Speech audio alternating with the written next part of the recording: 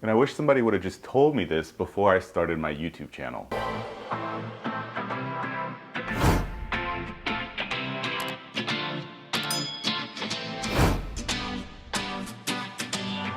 What's up everyone, David here with Free to Be, and welcome back for another video.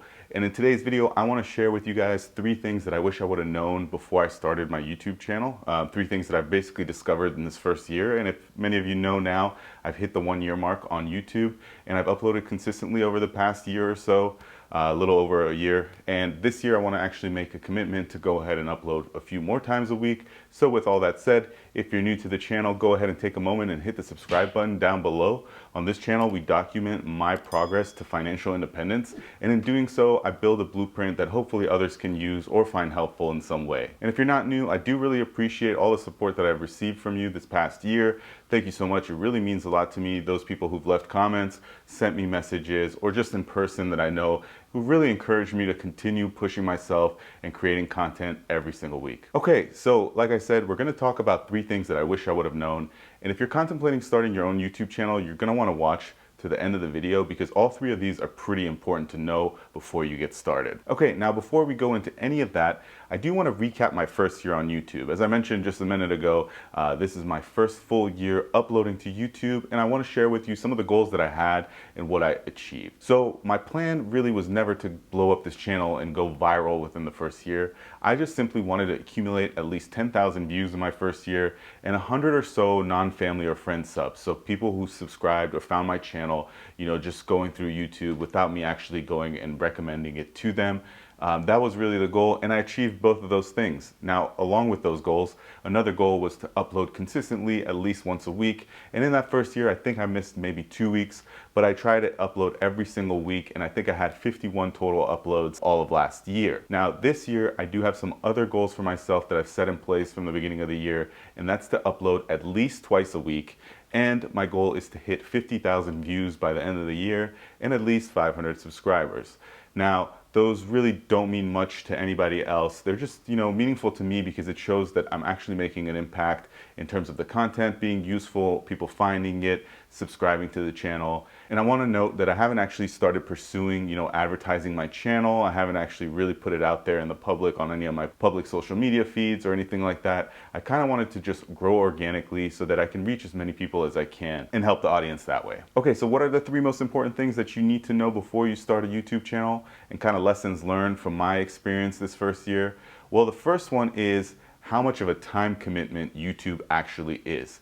If you're really going to be pursuing building an audience, if you're really going to be pursuing putting out valuable content, you have to understand that it is a real time commitment.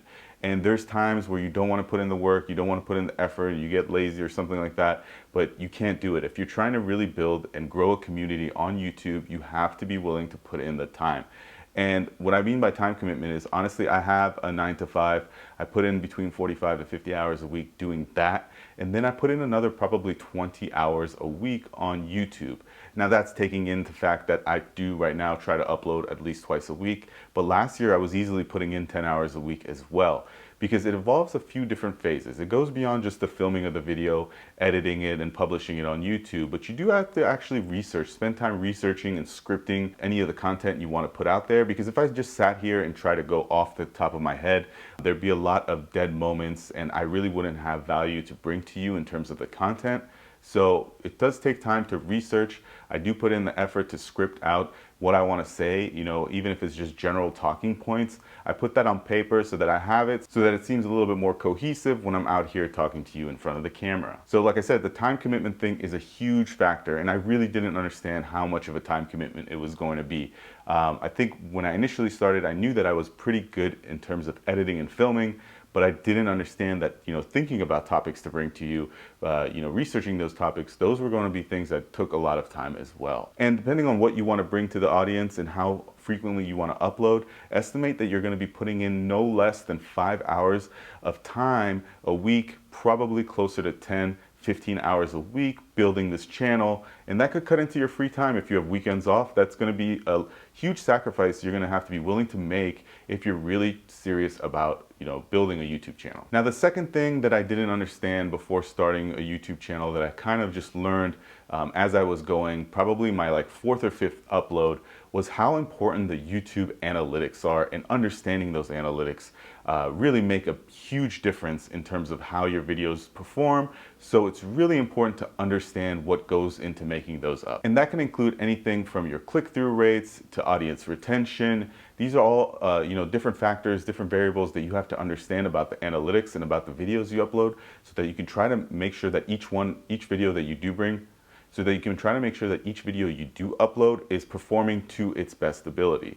So I think I had one video in the beginning of the year that had an amazing click-through rate, it had amazing audience retention, and I've just really been trying to replicate the different things that went into making that video such a success. So whether it's great thumbnails, a good title, the description, tags, there's all these different metrics that go into the YouTube analytics that help your video perform well, help it reach a broader audience, a bigger audience, and ultimately help your channel grow. And there is a lot of great information out there about how to understand the YouTube analytics. There's channels devoted to helping you succeed. So if you are serious about uploading on YouTube, if you are serious about building your channel, one of the things that you might want to spend time researching before you get started is understanding the YouTube analytics and how they can affect and impact your channel's growth. Okay, so the third thing I learned after my first year, or through my first year of being on YouTube, was how important it was to stick to one topic. And what that means is you can't change up the content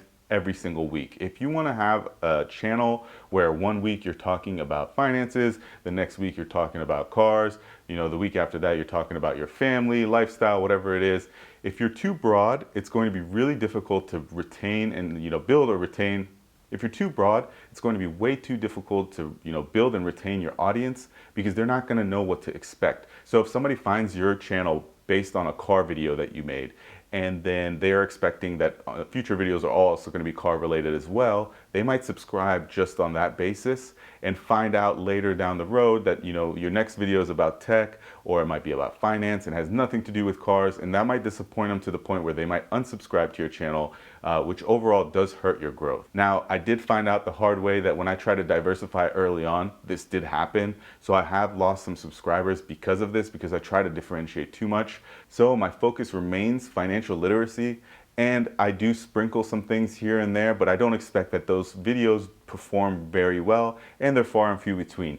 Again, the focus of this channel is building a guide to financial independence, documenting my journey to financial independence, and helping others, with valuable information that they could, use in their own lives as well. All right, guys, well, that's all I had for this video. Again, it's been a great year on YouTube. I'm looking forward to year 2. If you've enjoyed this video, don't forget to give me a thumbs up. If you've joined me on this journey so far, I do really appreciate it. But if you're new, don't forget to hit the subscribe button down below and turn on those notifications, and we'll see you next time.